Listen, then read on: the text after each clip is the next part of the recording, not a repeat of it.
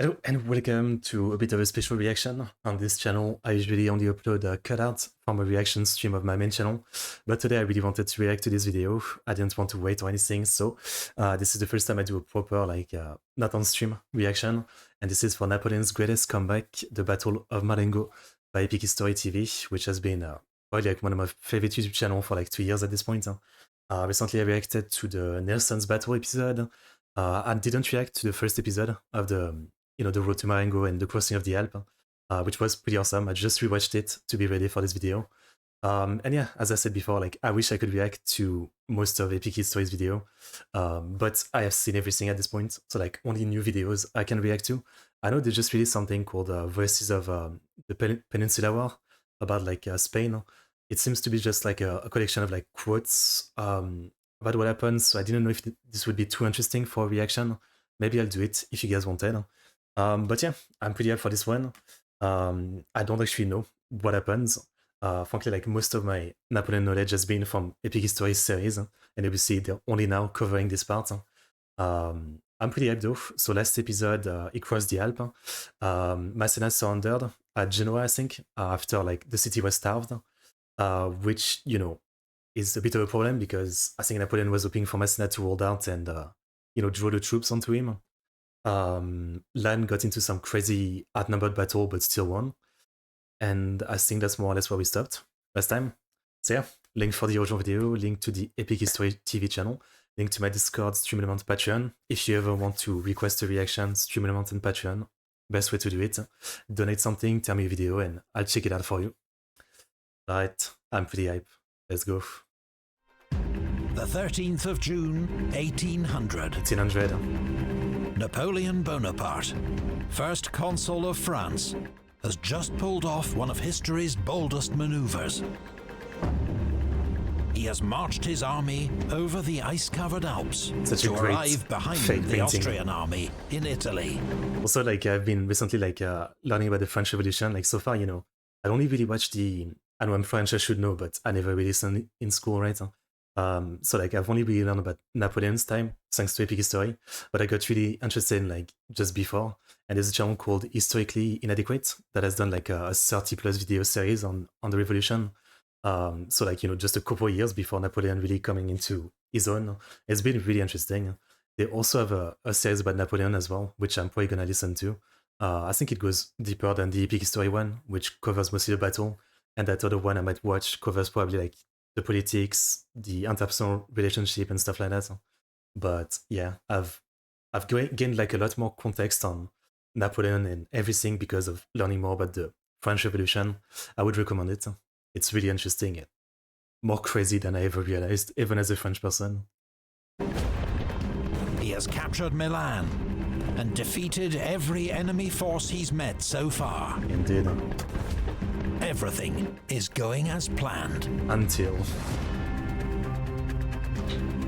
now, Napoleon spreads his forces in a wide cordon to prevent the escape of General Melas's Austrian army.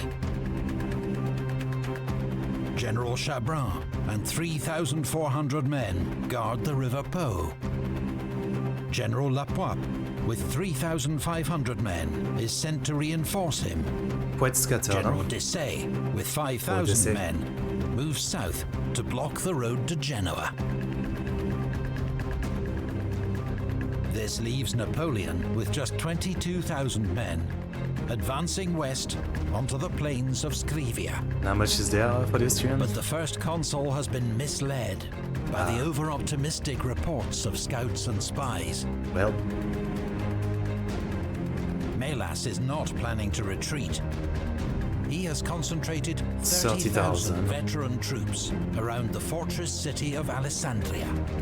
Around the city, not inside. I was gonna say, like, Napoleon may be outnumbered, but it's not as crazy as he's used to, so he might be fine. They are well rested, supplied, and have a great superiority in cavalry and artillery. Okay. And they are preparing to attack. Okay, maybe it's a bad situation. Oblivious to the looming threat, on the 13th of June, General Victor and his 2 divisions lead the French advance on Alessandria. In heavy rain, his men always love drive a that. small Austrian rearguard from the village of Marengo back towards a fortified bridgehead on the Bormida River. But the French find the crossing heavily defended. Yeah. And so, soaked and exhausted, with darkness falling, they halt the pursuit. Gotta build some bridge. Weeks ago, Napoleon had predicted that the decisive battle of the campaign would be fought on this very ground, the Really? plain east of Alessandria. But now, he is convinced that Melas will not risk battle. What he and his men cannot see beyond the Bormida, The fog. because they have lit no campfires, are 30,000 Austrians assembled for an assault. I wonder if like is this accurate to like the design of the city, like this the way they have like this, you know, triangle shape on many sides. I forget how you call that in English. Is this actually how it looks? I feel like in some epic history video I've seen quite a few times city that looks like this. Seems like a unique design for a city. Within hours, Napoleon will discover that his army is fighting for its life. Not the first time, huh?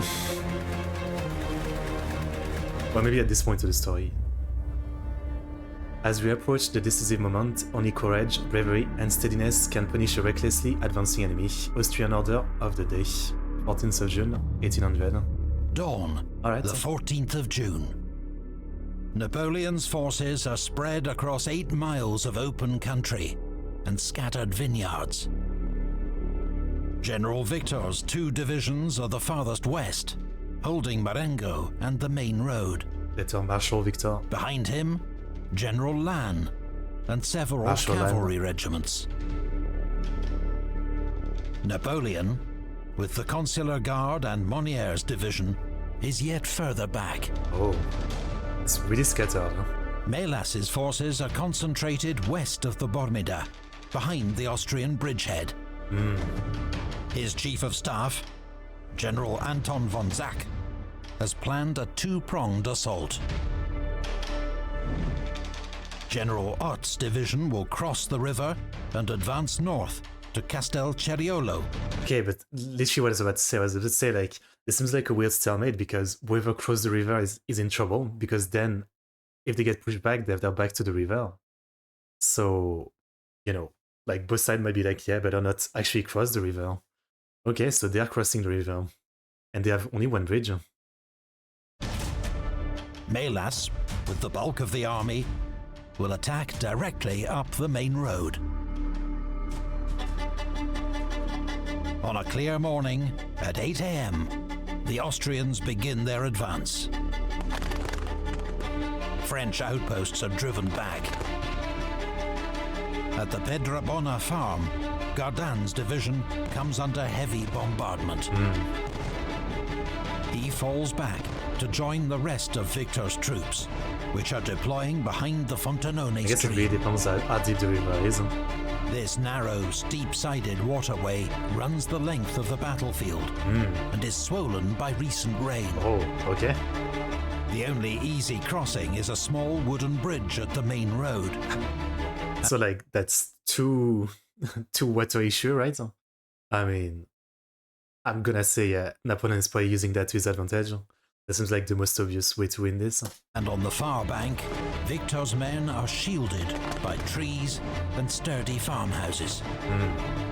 As the Austrians approach the Fontanone, they are hit by a hail of musket fire. Yeah, it's gonna be hard to cross. Scores go down as they struggle to cross the stream. The art is so good. General Hadik leads a charge, but falls mortally wounded. Sick at.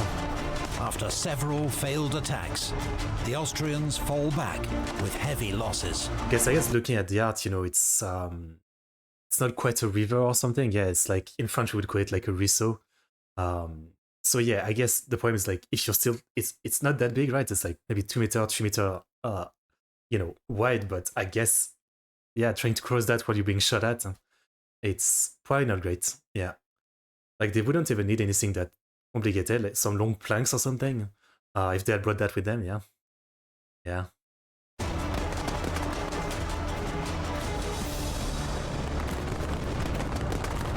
North of Victor's position, General Bellegarde's brigade crosses the Fontanone around 11 a.m. Alright. But General Lannes' division takes up position on Victor's flank. They drive off Bellegarde and re-establish the line along the stream. Yeah, the stream, I guess that's the word. Thank you. It is now a hot, humid summer's day, as Austrian attacks continue and fighting rages along the Fontanone. More and more Austrian cannon are pulled up and begin to pulverize the French line. That is a lot. It's a really interesting Throughout the morning, deployment. Melas's army is hindered by narrow crossing points and marshy ground. General Zach's failure to anticipate these bottlenecks has cost several hours. Nevertheless, by noon, the Austrians have 30,000 men and 92 guns in position.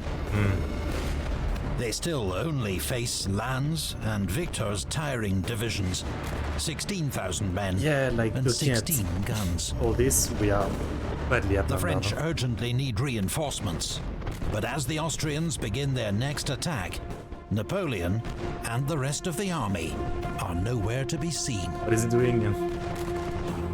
The greatest danger is on the French right, where General Yeah. Ott's division has occupied Castelceriolo That's a lot of virtually unopposed, Division coming in. and now threatens Lannes' flank. Then the Austrians find a gap near the French centre Well, and rush 3 battalions across the Fontanone.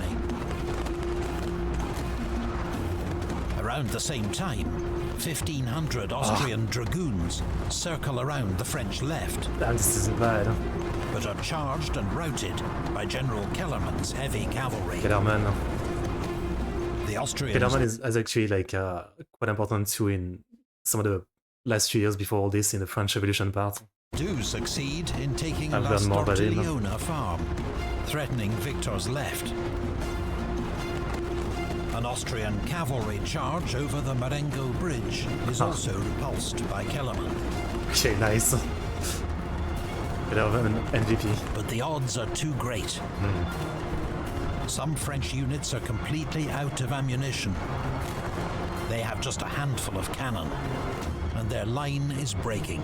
Okay, but the fact that Napoleon isn't here, is he just doing some crazy like going around like behind them or something? Is he gonna come behind the Austrian? Or was he holed up in a battle? I'm just gonna assume that, yeah, like he's doing some crazy maneuver or something. Because this seems like you know, annihilation right now. Reminds me of Rivoli, right? Where like for a while it seemed like, you know, it's doomed, but then it's like Napoleon remains calm or whatever, right? This seems pretty doomed. Facing encirclement, Victor's divisions are the first to give way, losing 400 men captured in Marengo. Another 300 French soldiers are left behind in Casabianca, where they hold out stubbornly for several hours. Respect. Covered by the 96th Demi Brigade and Kellerman's watchful cavalry, Victor's division retreats half a mile to Spinetta and its surrounding vineyards. The Austrians pour over the Fontanone. Lannes pulls back to maintain the French line. The I can heroes- never imagine like battlefield like this, you know, as someone was, you know, I lived in the south of France, you know, with like ton of vineyard and stuff like that. Having been in vineyard, I can't imagine how battle take place over vineyard. Like, you know, you have all the the vineyard lines, and then the actual ground of a vineyard, if you've never been, is like, you know, just dirt that has been kind of like you know, just like rummaged a lot, and so it's like you're constantly like kind of stumbling because it's not flat ground like in between most of the time. So I can't imagine like, you know, even forming the lines that well in vineyards for battle. Yeah, I really can't imagine like, even though this is cool visually, I can't imagine like, you know, I actually looked like a battle all the time, even with some of some of the art that they show.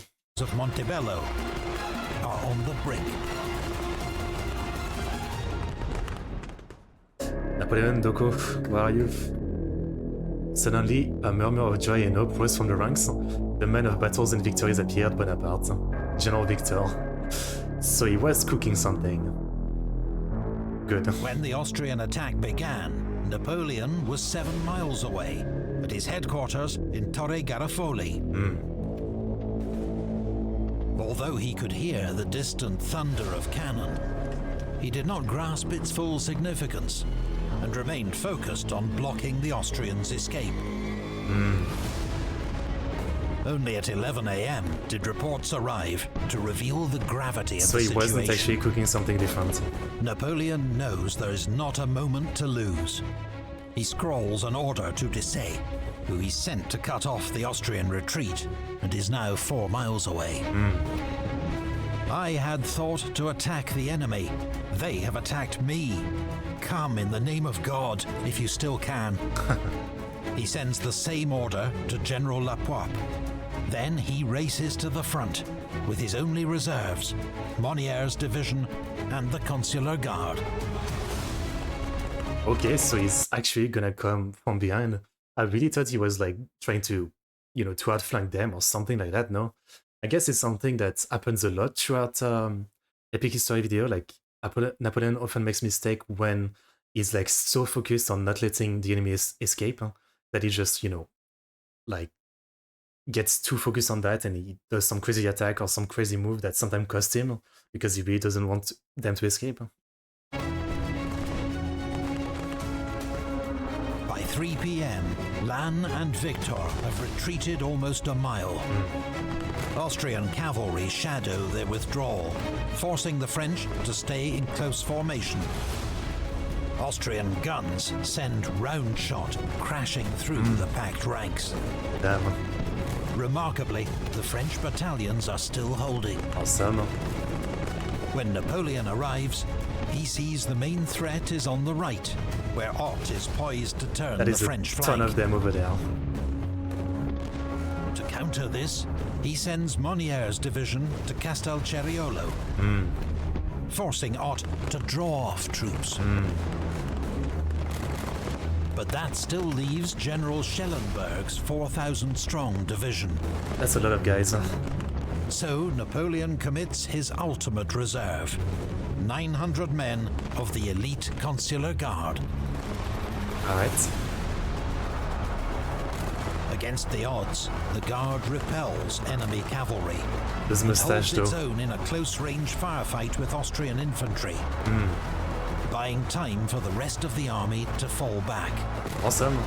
I guess they're basically just the Imperial Guard before the Imperial Guard. So like, literally the best troops, right? Napoleon describes them as his granite redoubt. That's sick. The legend of the Guard is being born. But they are now isolated and about to be overwhelmed. Oh boy. When Austrian dragoons hit their exposed flank and rear, the redoubt crumbles. Always the horseman.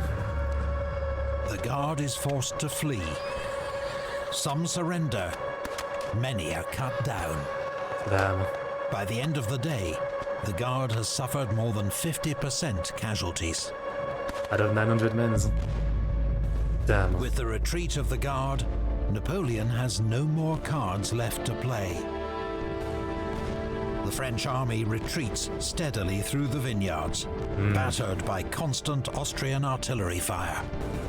But avoiding annihilation Casualties at least. and stragglers mean there are just 6,000 men left holding the French line.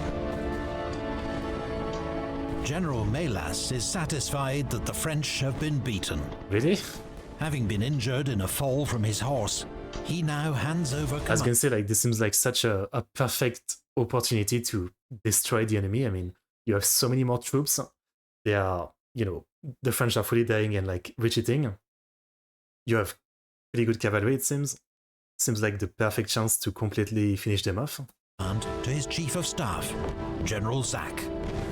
Then he returns to Alessandria to draft a report describing his great victory. If you're satisfied, okay, good for you. But he has underestimated French resilience and the fickle fortunes of war. Is this not like retreating to fight another day? Is this like just retreating to like lure them in? This battle is completely lost. But there's time to win another. Desaix to Napoleon. May have lost the battle, but will win the war. General Louis Desaix, just 31 years old, brave, brilliant, and modest. Napoleon describes their friendship as one his heart has for no other. Alright. That morning, his orders were to lead Boudet's division, 5,000 strong, across the Scrivia River to cut off the Austrian escape. Yeah. But the recent rain had raised the water level and delayed his crossing. When Desaix heard the sound of battle to the north, he'd halted his men and sent a courier to get news. Napoleon's desperate order to return does not reach him until midday. So he's gonna race. Immediately, he about turns his division and marches to the I sound forgot of the there was still him guns. to come, yeah. Desaix arrives on the eastern edge of the battlefield at 5 p.m. to find the French army in full retreat. Yeah. Napoleon is at San Giuliano, 5 miles east of Marengo, where thousands of wounded soldiers are gathered. The mood is grim and despondent. But news of Desaix's arrival... I mean, Desaix has like a couple thousand men, but even if he joins the battle, it still seems like we're like insanely outnumbered. So I'm surprised if like Napoleon decide on like, you know, fighting right away again rather than waiting to regroup. Spreads like an electric shock. Here they are! Here they are! The troops exclaim. Reinforcement. Napoleon is rejuvenated. We have gone back far enough today, he tells his troops. You know that my custom is always to sleep on the field of battle. Okay. That's a good line.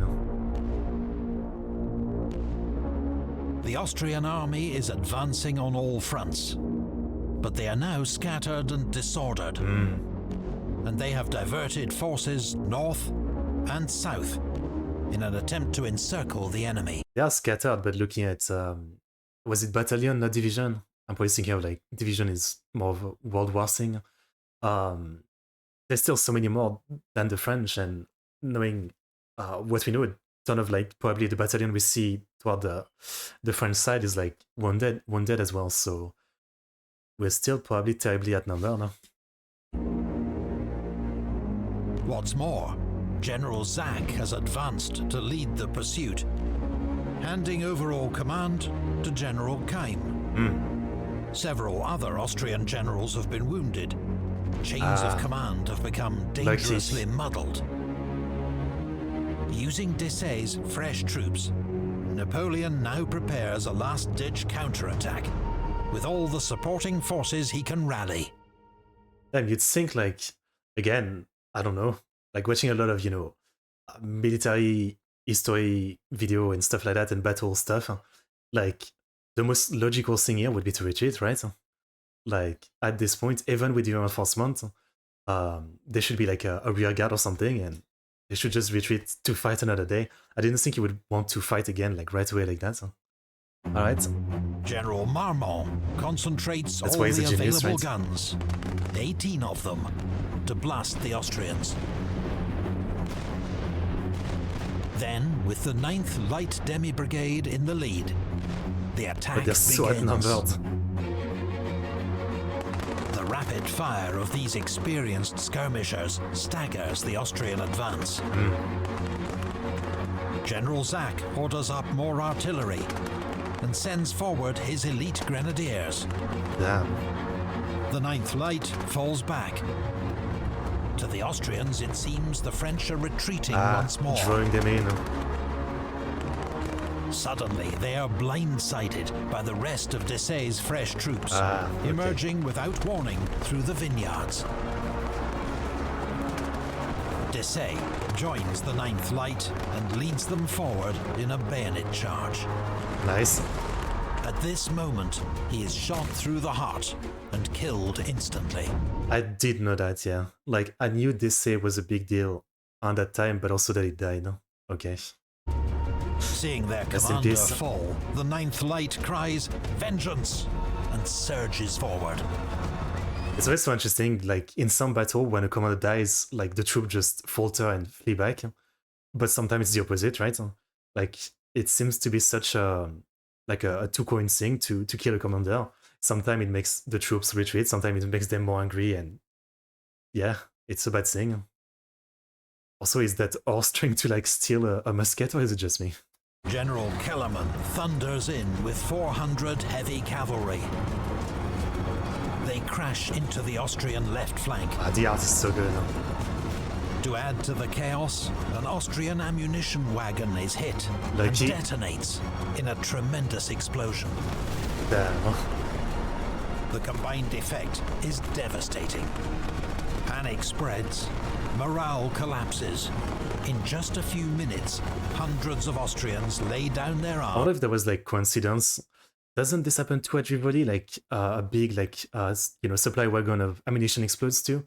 I wonder if it's just, you know, it's not mentioned in the Epic History video, but if it's a strategy that the French often use, trying to like, target enemy supply wagon or something with artillery or something to, you know, cause a crazy explosion which will cause chaos. Like, it's the second time it happens, so I wonder, well, this happens before. No, this is after everybody. Yeah, this is the second Italian campaign. But I wonder if it's something they aim for, or really is something that happens by luck. And surrender.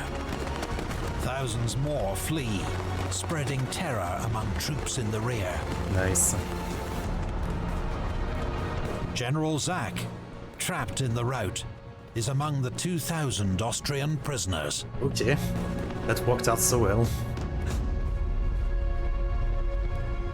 I mean, I guess it shows I know nothing. Like, I thought, like, you know, it would be much harder, even though I knew we, you know, like, the French would win.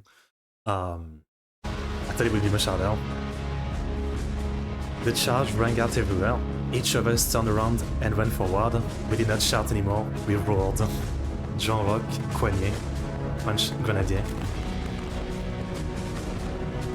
In an instant, the entire momentum of the battle has swung 180 So do we push them back to the stream and then to the river? degrees. Thousands of French troops who'd been retreating moments ago stop and join the attack. As Still the a lot of Austrian them over there. center collapses, Let's up. General Ott's division becomes dangerously exposed. His men soon join the rest of the army in their race to escape. Okay, but he has so many battalions. Like, if he swings and tries to get behind Napoleon is kind of trapped. I mean, I don't know much about, you know, I'm no general tactician. I don't know. Looking at this, it seems obvious, but I know that at the time, obviously, you know, there was no bird's eye view of everything, especially like in this kind of mostly flat plain. You know, so most of everybody doesn't have like a clear idea of what's going on, right? So while to us looking at this like that, it seems obvious. Just go behind. It probably didn't seem obvious at the time. Later that evening, General Murat voilà. adds the coup de grace, launching a final French cavalry charge that seals victory and drives the enemy back to their bridgehead. The Battle of Marengo was one of the greatest comebacks of the Napoleonic era. It seems insane, yeah. Thoroughly defeated by mid-afternoon, the French are completely victorious by nightfall. But it has been an exceptionally costly affair. Yeah. The French lose a quarter of their army as casualties. The Austrians, more than a third. Damn. It's every time like that. Like, most of the Italy videos are like that. It's not quite the same in later, you know, when he's emperor, but in Italy it's often like that. You know, like the French attacking, but still like, well, actually no, later battles are like that too, but yeah, losing like less than the defender. Though I guess this battle was like attack from both sides in a way. Napoleon himself contributed little to the victory. Yeah. If not for the skill of his officers, the steadiness of his troops, and above all Desaix's last-minute arrival, he would surely have been defeated. The taste of victory is soured further. Often like that, right? I mean, like, Napoleon's amazing, but it's also everybody else running the show. Like, you know, his name rings out, but there's like probably hundreds of names around him that makes all of his great achievement happen. When Napoleon learns that his friend Desaix has been killed, he tells his secretary, "Yes, Bourrienne, I am satisfied. But Desaix, what a triumph this would have been if I could have embraced him tonight on the field of battle." Yeah. Instead, he dines alone. According to legend, on a hastily improvised dish of local ingredients that becomes known as chicken Marengo. Okay. I'll have to have that one day. General Mélas, shaken by his unexpected defeat, is still has a bit unsure of force, how though. to react. Some of his officers urge him to continue fighting. Others advise him to escape. French forces are closing in from all directions. Montour. Hoping to buy time, Mélas proposes a ceasefire to bury the dead. Napoleon refuses, unless Mélas is also willing to discuss terms for the Austrian evacuation of northwest Italy. Montour. With little bargaining leverage, the old Austrian general accepts. Over the following days, Mélas and Berthier negotiate a comprehensive armistice. I see. In exchange for safe passage back to Austria, Mélas agrees to evacuate Piedmont, Genoa, and Lombardy. Very nice. France will once more dominate northern Italy. Yep. Napoleon has achieved his victory and cemented his position as France's new head of state. What's more, the near miraculous manner of his victory assures him more than ever of his own special destiny. No doubt.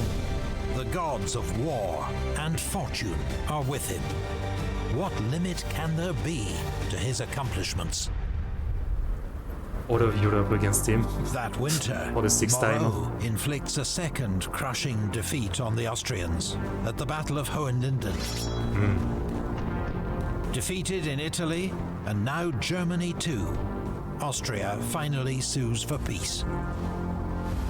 The subsequent Treaty of Lunéville sees the French frontier Traité de paix conclu à Lunéville le 20 Pluvisé entre la République française, l'empereur et la cour germanique. Oh, interesting. It's saying like between the emperor and like cour germanique, which is like the German core, but it's Austria. Like Germany is up there, which was Prussia at the time, right? So why is it saying like the emperor and the German core? Interesting. advance to the river Rhine. In Italy, French client republics are officially recognized by Austria. And the following year, France annexes Piedmont. France is now larger and stronger than at any time since the reign of Charlemagne 1,000 years ago. Yeah. She has just one remaining enemy: Great Britain. Well, yeah. In For a while. 1801, British victories at Alexandria and Copenhagen drive home the fact that France cannot challenge Britain at sea, nor abroad.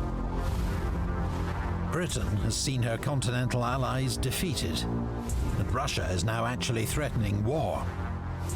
She has no prospect of building another coalition to challenge France on land. I mean, just give it a couple years. Just give it a couple years. Both sides are exhausted by war. The result, after months of negotiation, peace. For the first time in Europe in 10 years. How long it will last, nobody is quite sure. 4 years? 5 years? I forget. A couple years? Do you think Awesome. you could replicate Napoleon's glory at Marengo? I'm Perhaps sure. your command sure. could have won a more decisive French victory, or maybe saved the day for the Allies. No problem. Well, with Wargame Design Studios' campaign Marengo, you have the chance to refight this famous battle and test your skills as a Napoleonic commander. Campaign Marengo is a hex-based wargame that puts you in charge of French or Austrian forces. Its unrivaled historical detail and comprehensive recreation of Napoleonic battle tactics creates a truly immersive and challenging experience. Looks like it's from 20 years ago is what I'm saying. Yeah. Take control of your some people, that's infantry, fine, but cavalry, artillery and other specialist units. Set their formations, maneuver them into position and rout the enemy. Maybe also In campaign Marengo, you can play against the computer or take on other players. And the game doesn't just include Marengo, but also the battles leading up to it, as well as Napoleon's glorious 1796 campaign in northern Italy. 24 unique battlefields in total, and a plethora of different scenarios to explore, ensuring hours of varied gameplay. Head over to wargameds.com/pages/epic-history to buy Campaign Marengo for just $29.97. That's 25% off for Epic History viewers. Just use the discount code provided on the landing page. Your purchase includes the full game, as well as detailed orders of battle, extensive documentation, and a scenario editor to build your own battles. And Campaign Marengo is not the only fantastic offering from Wargame Design Studio. Their huge catalogue of strategy games includes more than a dozen Napoleonic campaigns, as well as a huge selection of other conflicts, from musket and pike battles, right up to naval and aerial conflicts of the 20th century. Alright. Don't miss out on your chance to step into the first console's shoes and step out onto the Marengo plane with this great offer for Epic History viewers. We'll see you on the battlefield. Alright. Big thanks to Osprey Publishing for kind permission to use several of their... Alright, I guess it's the rest of the... I'll mute. It's the rest of the credits. Huh? Okay. Really good episode. I don't know if like, there's more like a planned video in a series from Epic History. I have no idea if they're gonna cover more stuff from Napoleon at this point. Huh? There's always more battles, in a sense. There's also like so much that I believe they have not covered, right? Because obviously they mostly focus on the battles sometimes, and once in a while, like the coup of 18 Brumaire, right? But I'd love to see more from them. As I've said, for me, like they really got me into a lot more historical stuff, this channel. But I'm definitely ready to like get a lot deeper into Napoleon, right? So again, I found like another series of video that I'm gonna watch to learn like a lot more of the in between the battle, maybe his politics, his personal relationship, a lot of stuff like that, right? Which our other epic history videos are, they don't really cover that much. They really focus on the battle and a little bit of the in between. For example, right? They never covered, and maybe they will. I don't know. But they never really covered much what happens between him becoming first consul and him becoming emperor, right? Which is a couple of years. And I have no idea. Again, like, I was never someone to listen in school. So I really have no idea. So yeah, I'm quite looking forward to that. I'm still basically watching the French Revolution series by Historically Inadequate right now. But I'm really looking forward to also get into his series about Napoleon, which, again, hopefully I'll learn a lot to fill in the gap. But I still think, like, the Epic History TV is probably like one of the best series on YouTube. I always watch any reaction of people doing it. And we should all do our best for more people to do it, so we have more reaction to watch. We should all be like commenting on some small channel, please react to this. Definitely. There's actually like 2 channels that started recently, but they both stopped, I think. And then it was Sir Dumpling, I think. That guy was doing it, but he hasn't posted in a few weeks. But yeah, we need to get more channel to watch Epic History stuff. Definitely, yeah. So yeah, great video. As always, I'll react to more Epic History. It doesn't have to be Napoleon, but yeah, I think for now I'll try to react whenever they have a video. I don't know if they'll have more on the Sun Battle. Actually, no, they will. They have Trafalgar, right? Or maybe some battle before that I don't know. If they do Trafalgar, I'll definitely react to it. I know what happens, but I don't know the ins and outs of the battle. Yeah. So yeah, really looking forward to it. I mean, they're one of the most quality channel ever, As a reaction channel, I feel blessed to be able to react to their stuff. And yeah, that was fun. I enjoyed it. As always, if you guys want to request a video, check out my Stream Element or Patreon. like, subscribe, comment. Hope you enjoyed. And yeah, I guess I'll see you guys next time. See you. See you.